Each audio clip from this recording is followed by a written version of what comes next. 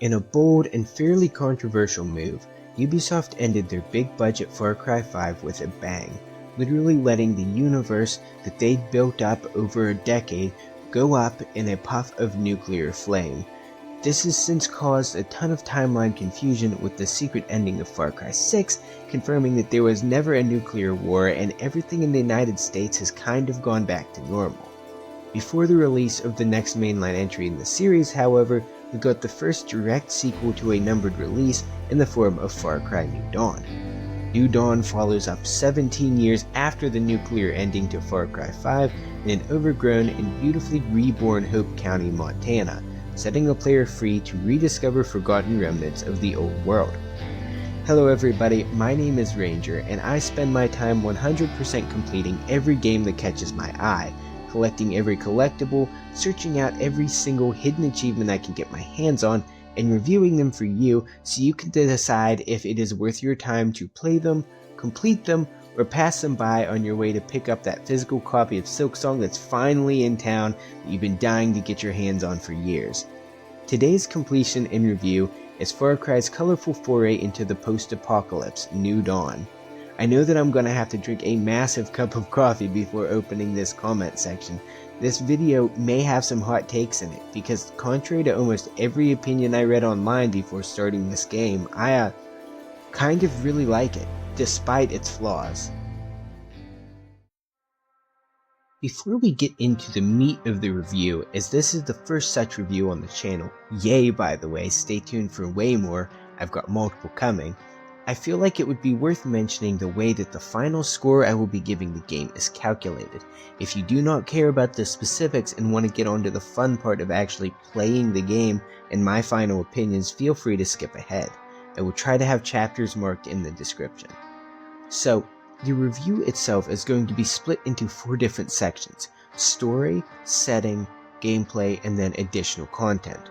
The story section will cover a brief summary of the journey that I took within the title that I'm talking about, and my thoughts on it, mainly focusing on how well it sets up everything that I'll be doing within the game, and how it pushes me into truly wanting to progress farther. The setting section covers pretty much everything revolving around where and when I find myself exploring, including the music, physical location, time period, and how much the area I'm dropped into makes me feel like peeking around the next corner just to see what I find. Gameplay is exactly what it sounds like.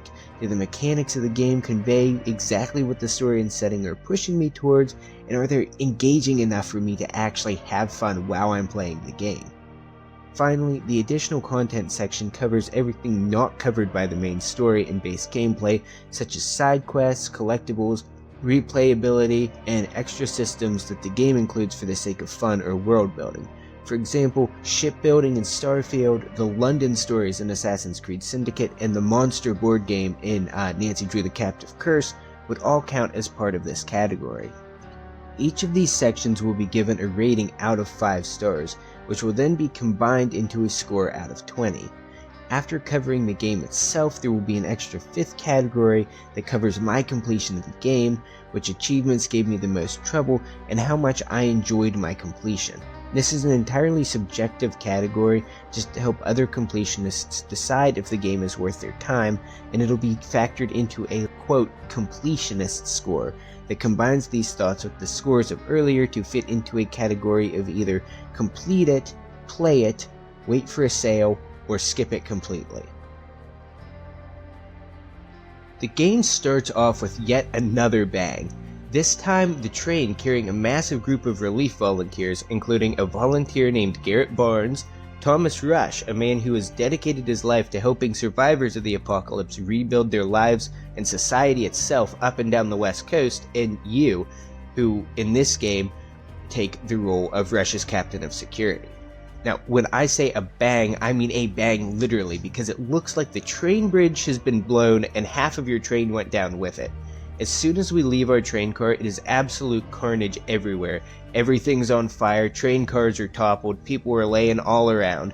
The new goal is to help as many of those people as possible hit the armory and get out of the area as quick as possible before the group that attacked the train can make it down to finish the job. This is where the game's primary antagonists come in, and to be honest, it is pretty clear from the beginning that they aren't really Far Cry antagonist material. The Highwaymen, the antagonist faction in this game, are a faction of Fallout-esque raiders led by a pair of twins named Lou and Mickey, who have taken over Hope County in the recent years, stealing what they can and burning literally everything else. From the start, it really feels like these two are just trying to fill their shoes of someone bigger, which I'm pretty sure in this case would be their father. According to my research on the Far Cry wiki, their father was the original leader of the Highwaymen until Mickey and Lou murdered him and took over. They talk a really big talk and act erratically, similarly to Voss, but the only motive that we really get from them is, quote, "This is our land. We stole it fair and square. Anybody who tries to take it away from us dies." This monologue of theirs ends with Barnes being outright murdered by the twins and Rush pushing us over a waterfall with the instructions to swim and save ourselves.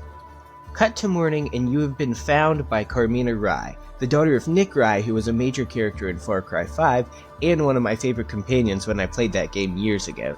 She tells us that she feels responsible for the loss of our companions and the mess that you've gotten yourself into, as she was the one who actually requested Thomas Rush to come and assist with the Highwaymen. As she explains this, you make your way through an absolutely stunning valley, complete with a sparkling stream, abandoned barn, and the entrance to a passageway into the county that is, of course, being guarded by more highwaymen. Sneaking past them, or going in guns blazing, you finally make your way into Hope County and the hub of operations for the rest of the game, the town of Prosperity. At this point, it's explained that Rush was a last-ditch attempt to try to fight back against the Highwaymen, and now with the train gone, it's pretty much up to you to take the county back on your own by rescuing specialists, clearing Highwaymen outposts, and collecting resources needed for the fight ahead. For all intents and purposes, you're now set free to pretty much go and do whatever you want. There are story missions sprinkled throughout the game that revolve around building Prosperity up, trying to rescue Rush multiple times, and tracking down the twins to end their terror once and for all. Fast forward a while again through many rescue missions, resource gathering excursions, and another disastrous raid by the twins. Rush, who yes was rescued earlier on in the game and has been doing what he can to help, suggests contacting the secretive community he's heard about with strange abilities located in the north.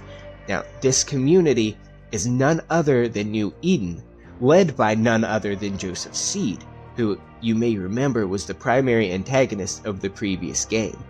I'm not going to summarize much of your conversations with Joseph, as they are easily the best part of the main storyline of this game, and it would honestly be a massive tragedy to spoil it.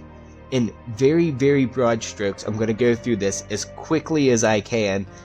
Joseph's son Ethan is leading the cult/community in his absence, and he resents his father. He thinks that he abandoned him. You find Joseph and he takes a shine to you, giving you access to New Eden's superhuman powers. After you speak with him, he returns to the community he used to lead and removes his son, thanking him for taking the reins while he was gone. Spoiler alert, Ethan does not like that even more and becomes very, very interested in the age-old pastime of revenge. The final act of the game begins after you participate in the most violent demolition derby I have ever seen in my life, and disguised naturally, you're invited into the VIP lounge with Mickey and Lou, their lieutenants, and, surprise of the century here, our very own angsty displaced son Ethan Seed. As we try not to blow our cover, we overhear Ethan telling the twins that he will give them his people's superhuman abilities as long as they burn New Eden to the ground first, which really is an amazing deal for those twins who do their favorite thing in the world and get much stronger in return. By the time that you reach New Eden, the village is already up in flames, but you're just in time for a big final showdown with the twins.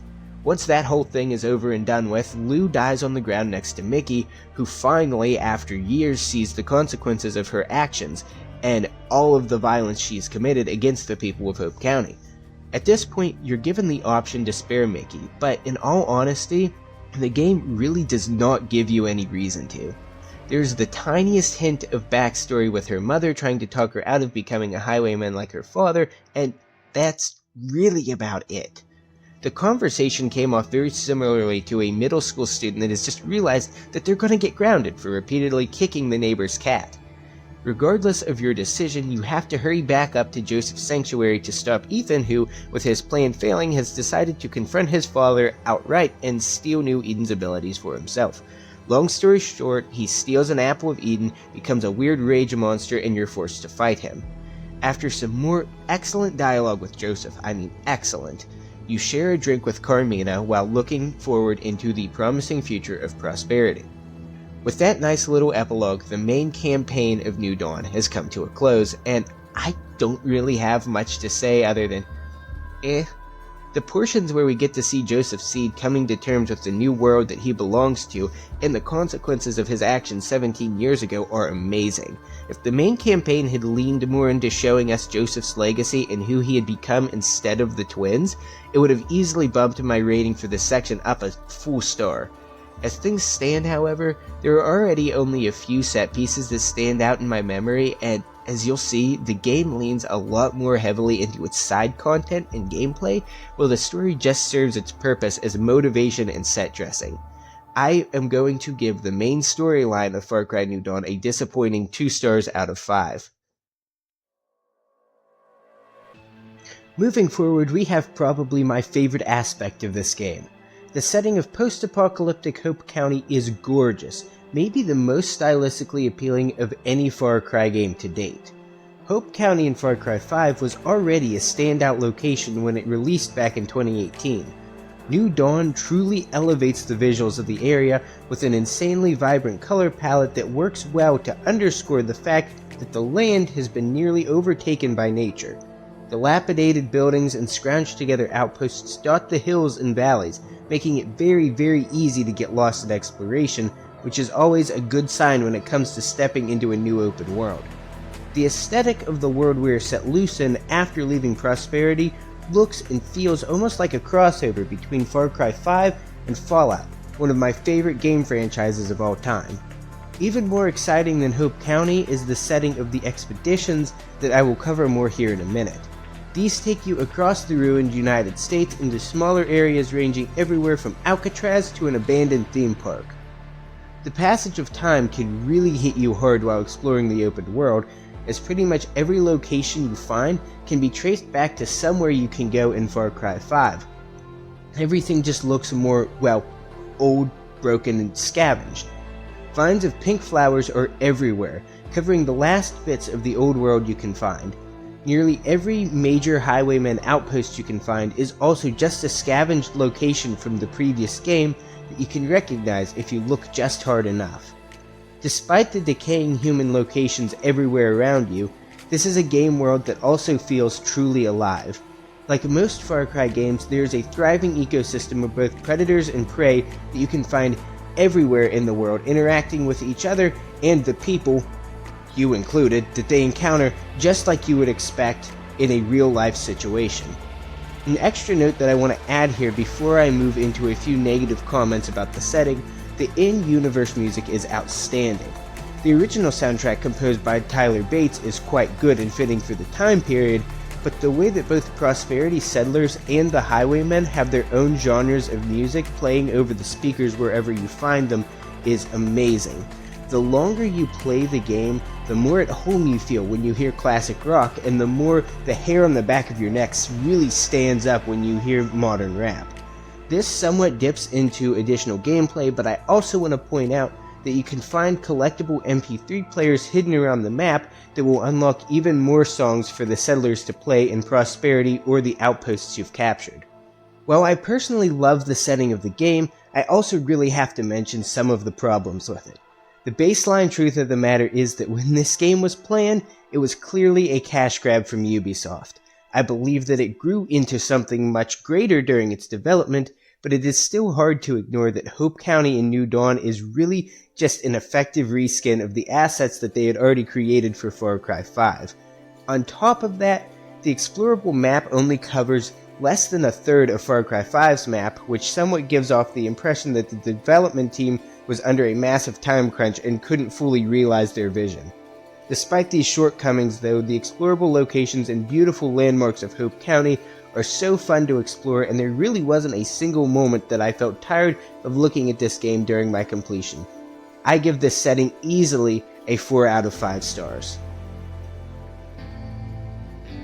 If you've ever played a Far Cry game before, you know the general deal for gameplay here. There's an evil faction occupying an open world filled with outposts that you will need to clear out between main story missions in order to return control of the area to the token, quote, good guy faction. These outposts are the crown jewel of any Far Cry game and can be undertaken in any number of creative ways, with stealth and creative approaches being the bread and butter here. Speaking of stealth, sneaking around and clearing out an outpost without being detected feels better than ever before here, with the crisp controls and detection mechanics of Far Cry 5 being combined with the brutal takedowns that so many people were disappointed to see gone in Far Cry 5. The other main option to approaching a combat scenario, of course, is the good old-fashioned guns blazing approach. While I personally prefer stealth gameplay whenever possible, I do have to admit that both ranged and melee combat are snappy and feel way more engaging than most games in the open world action genre.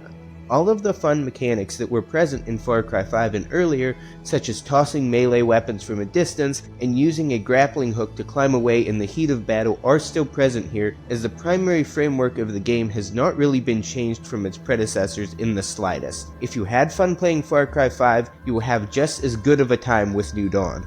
The scavenging mechanic is probably the most significant addition to this game's gameplay loop, making you go out and actually interact with both marked and unmarked locations to find the materials you need to build whatever tools you need to get around Hope County and protect yourself. Again, this feels like a mechanic taken out of Fallout, albeit more streamlined and quicker than poking around a dungeon to find a single bottle of glue. I have seen some negative feedback on this mechanic, but I think that New Dawn really shines here in the quieter moments between high-octane firefights and car chases. You really can feel the absence of the world left behind by the bombs and the beauty of the one being taken away by the highwaymen that you're supposed to be fighting.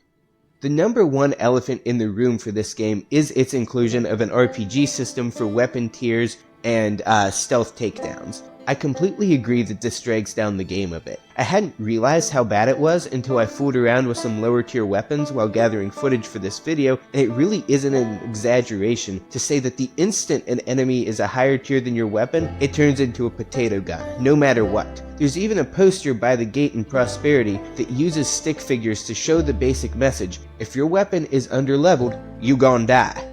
This dumb mechanic alone brings down the gameplay score to 4 stars out of 5 as well, spoiler alert, especially because while it is easy to miss if you follow the game's natural progression, earlier game weapons become completely useless, barring off a lot of your options for creative challenges and fun gameplay. So, as I just said, I'm going to have to give the gameplay in Far Cry New Dawn, again, a 4 out of 5 stars. The side content here is easily the best part of the game, ranging from your usual Ubisoft collectibles to the expeditions I mentioned earlier, which are entire map expansions presented to you in an extraction-style mission. Prepper stashes are brought back from Far Cry 5 in the form of treasure hunts, and they function almost identically. Companions also make a return in this game, each with a short side quest leading up to recruiting them. I did use Timber for most of my completion because I missed my best boy Boomer in the apocalypse, but I switched to Nano when collecting my last few achievements and laughed harder than I have for a good long time. There's something so perfectly Far Cry about a grandma armed with a sniper rifle and the attitude to match running around behind you. Traveling with each of them for a bit while collecting footage just proved to me that New Dawn's companions are gloriously unique, useful, and deeply interesting, especially the Judge, who should seem familiar to anyone who has dipped their toes into Far Cry 5. On top of content that comes out of map exploration, every outpost and expedition has 3 difficulty tiers for you to complete, giving you so much to do when it comes to the endgame.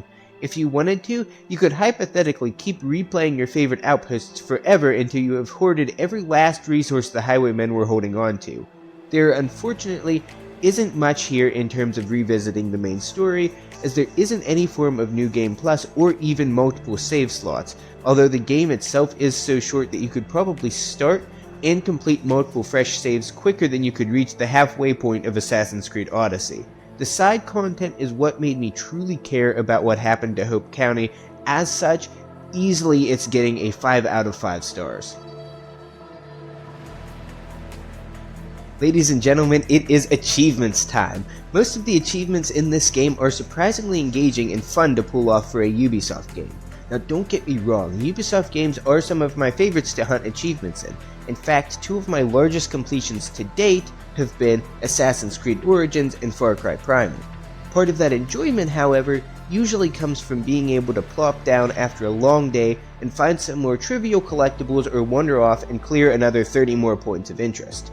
New Dawn does have a lot of that still, but where this list really shines is in its miscellaneous gameplay achievements. I don't know what exactly it was about these achievements, maybe I'm just getting stubborn with my playstyle, but they really forced me into some game mechanics that I never would have realized were so fun. Before pushing towards completion, I hadn't used the new Eden powers outside of where I had to, and you know what? I really like the way they shook the game up. It's the same deal with the saw launcher that you get your hands on right at the beginning of the game. I don't think I had touched the thing after the tutorial until I was forced to use it for an achievement 30 hours later. Something about the list of achievements we get when we're shooting for 100% is just really darn satisfying to me. Like with other Far Cry games, to reach completion, I also had to hunt every animal, catch every fish, clear every outpost multiple times for this one, unlock all of the perks, and collect every collectible scattered around the open world. This time MP3 players and scrapbook photos. These checklist type achievements did not take me nearly as long in this game as they usually would, with my total time to completion clocking in at just roughly 38 hours. As an important side warning to anyone else who is looking forward to completing this game, there is an achievement that requires you to complete 3 expeditions while playing co-op, meaning that you will need to find either a friend with a copy of the game or a boosting partner online. Special thanks to my friend Spooky Peanut for helping me out with this one.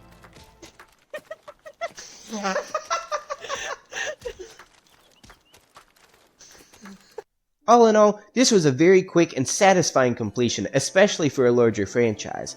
Adding the scores together and averaging them, the setting, gameplay, and additional content sections came together just enough to outweigh the story for a respectable 3.5 stars out of 5. Combining this overall score with the absolute blast that I had completing everything this game had to offer me, no pun intended this time, I have to give Far Cry New Dawn a final rating of buy it on sale, but when you do, complete it without hesitation. That about wraps up everything I have to say about Far Cry New Dawn. If you enjoyed the video and would like to see more content like this, don't forget to like and subscribe so I know you enjoyed it. If you didn't enjoy the video or you think there's something that I can improve, please don't hesitate to let me know in the comments. I also try to stream at least twice a week on Twitch, which should be linked down in the description. Following me there also helps out the channel and gives you a look into my completion process. Beyond all of that, thank you so much just for watching this channel's first major release. I put countless hours of work into my videos and the support means so much to me. Until we cross paths again, my friends, I hope that you have an amazing day. Who more than self their country loved, and mercy more than life.